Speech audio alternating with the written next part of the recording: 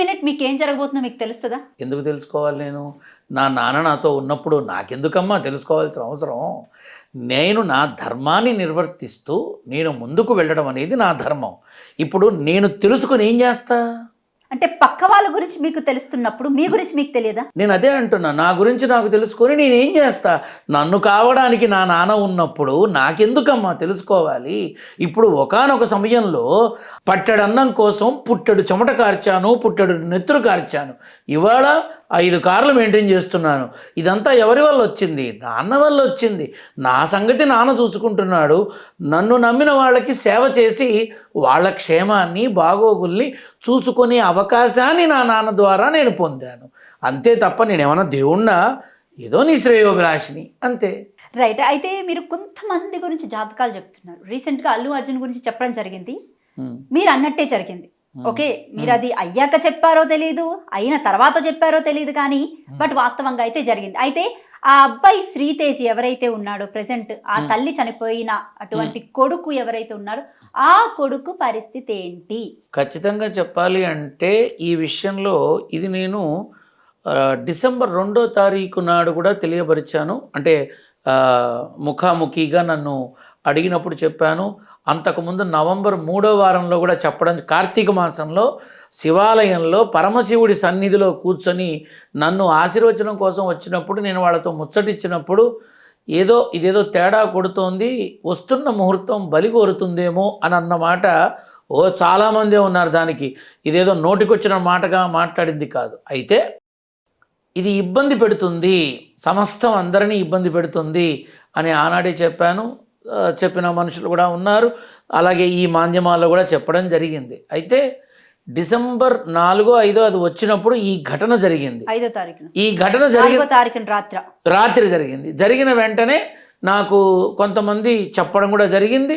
ఇప్పుడు ఇది జరుగుతుందని ముందే చెప్పడానికి గల కారణం నారసింహుడి అనుగ్రహం. నువ్వు అన్నట్టుగా ఈ జాతకాలు, రాసులు, గ్రహాలు, నక్షత్రాలు నా నాన్న ఆడుకునే ఆట బొమ్మలు. ప్రతిదీ నాన్న గర్భంలో నుంచి వచ్చిందే తప్ప అవి సృష్టించింది కాదుగా నాన్నని. కాబట్టి ఆదిదేవుడైనటువంటి, ఆది మధ్యాంతరహితుడైనటువంటి ఆ శ్రీమన్నారాయణుడి దశావతారాల్లో అతి ముఖ్యమైన, ప్రాముఖ్యమైన, ప్రధానమైన అవతారం నారసింహ అవతారం.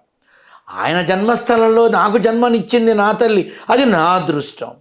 కాబట్టి ఈ జాతకాలు అనేది పక్కన పెడితే అనుష్ఠాన సంకల్ప బలంతో నేను చెప్పిన మాట అది నిజం అవ్వడం అనేది నానుడిగా వస్తోంది. అంతే తప్ప నా దగ్గర మంత్రాలు లేవు, తంత్రాలు లేవు, శక్తులు లేవు, యుక్తులు లేవు. నా నాన్న నారసింహుడు తప్ప నా దగ్గరే ఉందమ్మా. 2వ తారీఖున మీరు చెప్పాను అన్నారు. 2వ తారీఖున మీరు ఎవరికి చెప్పారు? టీవీ వాళ్ళకి చెప్పారా, లేకపోతే ఎవరైతే చనిపోయిన కుటుంబం వాళ్ళ కాదమ్మా. ఈ యూట్యూబ్లో కొన్ని ఛానల్స్ వాళ్ళు ఉంటారు, అంటే వస్తున్న వాళ్ళు, వాళ్ళకి తెలియపరచడం జరిగింది. అప్పుడు నాతో చూసుకొని అది మేము తెలియపరచచ్చా అన్నారు. నిరభ్యంతరంగా తెలియపరచుకోండి, నేను చెప్పింది తప్పు అయినప్పుడు కదా, నిరభ్యంతరంగా తెలియపరచుకోండి. ఒకవేళ కాకపోతే అప్పుడు మీకే ప్రమాదం అన్నారు. కాకపోతే ప్రమాదం, అయితే ప్రమోదమేగా. నా మాట నిజమైనట్టేగా. అది అయ్యింది, నిజం అయ్యింది. కాబట్టి ఇవాళ నా మొహాన్ని నేనేమన్నా సెలబ్రిటీనా, సినిమా వాడినా, రాజకీయమా, ఏముందన్నా మొహాన? 2020 జనవరి 23వ తారీఖు నాడు దేశం అష్టదిగ్బంధనం కాకపోతోంది. మార్చి 23 తర్వాత అందరూ చతికిలబడతారు అని చెప్పేంత వరకు 2014 నుంచి నా మొహం నా పక్కింటి వారు కూడా చూడాల, నేను పలకరించి బాగున్నారా అంటే తప్ప. అటువంటిది 2020 నుంచి ఈ కాస్త నలుగురికి రావటం, నలుగురితో మాట్లాడటం జరిగింది. అంతవరకు నా మొహం ఎవడు చూశాడమ్మా. ఇది కూడా పుష్ప సినిమా గురించి నేను చెప్పాను కాబట్టి, అల్లు అర్జున్ కాన్సెప్ట్ కాబట్టి, అది జరిగింది కాబట్టి ఏదో నాకు చెప్పారు, పెట్టి గంటలు కాలేదు లక్షల్లో పోతోంది అని. నా మొహం కూడా చూస్తున్నారా అని అడిగా. ఎందుకంటే నేను డిస్కో చొక్కాలు, కళ్ళద్దాలు, అద్భుతమైన కూలింగ్ గ్లాసులు ఇవన్నీ పెట్టనమ్మా. ఎందుకంటే నేను మామూలుగా, చాలా వరకు మామూలుగా ఉండాలనే కోరుకుంటా. పబ్లిసిటీ వ్యామోహంతో నోటికి వచ్చినట్టుగా ఏది పడితే అది నేను మాట్లాడితే నారసింహుడు నన్ను చీల్చి చెండాడతాడు. కాబట్టి నాకు నా నాన్న కావాలి, నా భగవత్ సేవ కావాలి, మా అమ్మ చూపించిన మార్గంలో నేను ముందుకెళ్ళాలి, ఇంతే. మీరు మాట్లాడే మాటల్లో ఇప్పుడు ఎవరినో ఉద్దేశించి మాట్లాడుతున్నట్టు వంటి మాటల్లాగా నాకు కనబడుతున్నాయి. ఏమనిపించిందో అడుగు, అది కూడా చెప్తా. నేను ఒక మాట చెప్తా వినమ్మా. ఇది నాకు తెలుసని మాట్లాడతా, ఇది నాకు తెలియదనే మాట్లాడతా. లేనిది ఉన్నట్టు, ఉన్నది లేనట్టు చెప్పేటటువంటి ఆ మనిషిని అయితే కాదమ్మా. ఇప్పుడు మొన్న దాన్ని ఏమన్నారు, లేనిది ఉన్నట్టు ఉన్నది లేనట్టు అంటే వేణుస్వామి గురించే మీరు మాట్లాడుతున్నారు అనుకోవచ్చు. అయ్యో రామచంద్ర, నేను ఆయన గురించే చెప్తున్నానమ్మా. అనుకోవచ్చా ఏమిటి? అనుకుంటావో, పంచుకుంటావో, చేర్చుకుంటావో, తెలుసుకుంటావో అడుగు, ఏదైనా చెప్తా. ఇప్పుడు ఆయన గురించి నేను ఈ రోజు పరుష వాక్యాలు మాట్లాడలా. వేణుస్వామి బ్రాహ్మణుడా కాదు అసలు? అమ్మ ఒక మాట చెప్పనా, ఇవాళ పొద్దున పూట నేను ఒక బ్రాహ్మణ్యంలో ఉండి, బ్రాహ్మణత్వంలో ఉండి, హైందవ సాంప్రదాయాన్ని అనుసరిస్తూ ఆధ్యాత్మిక విలువల్ని నాకు చేతనైనంతగా నేను కాపాడుకుంటూ నేను బ్రతుకుతున్నా. ఏమ్మా, ఇప్పుడు ఆయన బ్రాహ్మణా కాదా అంటే మరి వారికి ఉన్నటువంటి విధి విధానాలు, వారు చెప్పగా నేను విన్న మాటలు చూస్తే ఇది కొంచెం అప్రస్తుతం కదా అని అనిపించింది. ఎందుకంటే ఇప్పుడు నీకు ఇంకొక మాట చెప్తా. ఒకప్పుడు ఉన్నటువంటి విధానం వేరు, ఇప్పుడు ఉన్న విధానం వేరు.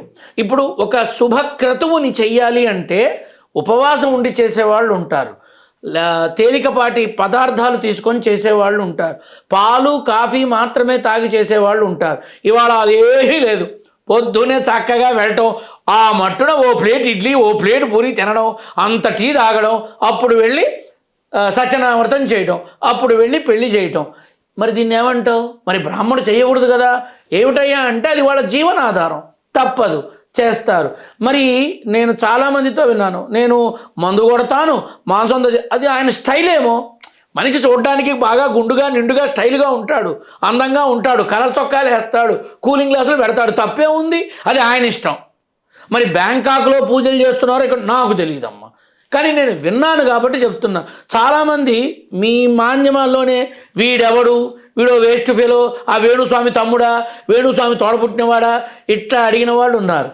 నేను చెప్పాను, నేరుగా వస్తే తెలుస్తుందిగా. ఇప్పుడు నేను వాడిని విభేదించనా?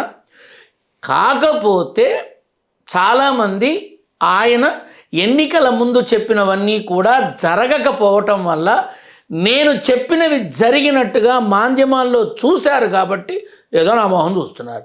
లేకపోతే నేనెవరమ్మా? అంటే నిజంగా కొన్ని విషయాల్లో ఆయనవి చెప్పినటువంటివి సందర్భాలు ఉన్నాయి, జరిగినటువంటి సందర్భాలు కూడా ఉన్నాయి. అయితే అవి జరిగిన తర్వాత నేను చెప్పాను కాబట్టే ఇలా జరిగింది అని క్లెయిమ్ చేసుకోవడం కూడా మనం చూసాం. అయితే ఇప్పుడున్న పరిస్థితులు చూస్తుంటే మొన్న రీసెంట్గా జగన్ ఎలక్షన్స్లో ఓడిపోయిన తర్వాత ఆయన క్లియర్గా అంటే చెప్పడం జరిగిందనమాట, నేను ఇంకా జాతకాలు చెప్పను.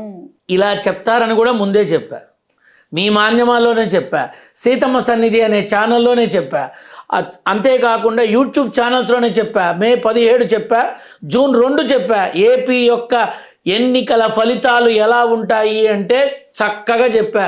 మీరు కావాలంటే ఏదో నా మాట కాదు, నేను చూశాను. చూశారు కదా? నేను చూశాను ఆల్రెడీ. అయితే మీరు ఇప్పుడు చెప్పండి, ఇన్ని రోజులు వేణుస్వామి అందరి జాతకాల గురించి చెప్పుకుంటూ వచ్చారు, నాకు ఇప్పుడు తెలుసుకోవాలని ఉంది మా ఛానల్ త్రూ, అసలు వేణుస్వామి జాతకం ఎలాగుంది? బాగుందమ్మా, చక్కగా ఇలా అప్పుడప్పుడు కెమెరాల ముందుకు వచ్చి ఆయన చక్కగా మాట్లాడుతూ ఉంటారు, చెప్తూ ఉంటారు. ఇప్పుడు ఆయన గురించి చెప్పేంత అర్హత నాకు లేదని అనుకుంటా. ఎందుకంటే ఆయన చేసే యజ్ఞాలు కానీ పూజలు కానీ అబ్బో అదంతా అది వేరే సాంప్రదాయం. ఇప్పుడు మందు మాంసం ఇవన్నీ వాడతారు ఆయన. ఇప్పుడు అదంతా అదొక పెద్ద ఇది, అది నాకు తెలియదు కదా. నేనెవరమ్మా? నేను గురువుగా, స్వామిగా, బాబాగా అందరూ నన్ను ఎలా పిలిచినా నేను అది కాదనే చెప్తా. ఒక భగవత్ సేవకుడిగానే నా పరిచయం, ఒక భగవత్ సేవకుడిగానే, సీతమ్మ కొడుకుగా, నారసింహుడి బిడ్డగా, భగవత్ సేవకుడిగా ఈ ప్రపంచంలో బ్రతకాలని అనుకుంటున్నాను, అలానే బ్రతుకుతున్నాను. జాతకాలు చెప్పే వాళ్ళ గురించి కానీ, జాతకాల గురించి నిర్దేశించే వాళ్ళ గురించి కానీ నేను మాట్లాడను. ఎందుకంటే అది వాళ్ళ జీవనాధారం, నాకు కాదు. నా ఆధారం ఇది. మీకు భవిష్యత్తు తెలుస్తుంది కదా, మరి అట్లాంటప్పుడు నాకు ఒక్కసారి తెలుసుకోవాలని మళ్ళీ అడుగుతున్నా, వేణుస్వామి భవిష్యత్తు ఏంటి? ఇప్పుడు వేణుస్వామి భవిష్యత్తు గురించి తెలుసుకోవాలంటే ఆయన అడిగితే చెప్పడం ధర్మం, కానీ ఆయన గురించి నువ్వు అడగడం ఎంతవరకు ధర్మం? ఎందుకంటే ఆయన అడగకుండానే అన్ని ఛానల్స్కి మిగతా వాళ్ళ గురించి చెప్తున్నప్పుడు మా లాంటి వాళ్ళు తెలుసుకోవడంలో తప్పేంటి? ఆయన అందరి గురించి చెప్పడం, ఆయన విజ్ఞత జ్ఞానం ఏమో నాకు తెలియదు, కానీ నేను నీకు సంబంధించిన విషయాన్ని నీ అనుమతి లేకుండా నీ కన్నవాళ్ళతో కూడా మాట్లాడను, నీ అనుమతి లేకుండా పెళ్ళైతే భర్తతో కూడా మాట్లాడను. ఒక స్త్రీని ఒంటరిగా నా దగ్గరకు కూడా రానివ్వను నేను. తండ్రి కానీ, భర్త కానీ, కొడుకు కానీ, కనీసం వాళ్ళ బాయ్ ఫ్రెండ్ కానీ ఎవరన్నా ఒకళ్ళు వస్తే మాట్లాడతా, ఒంటరిగా మాత్రం అనుమతించను. అంత జాగ్రత్తగా ఉంటా.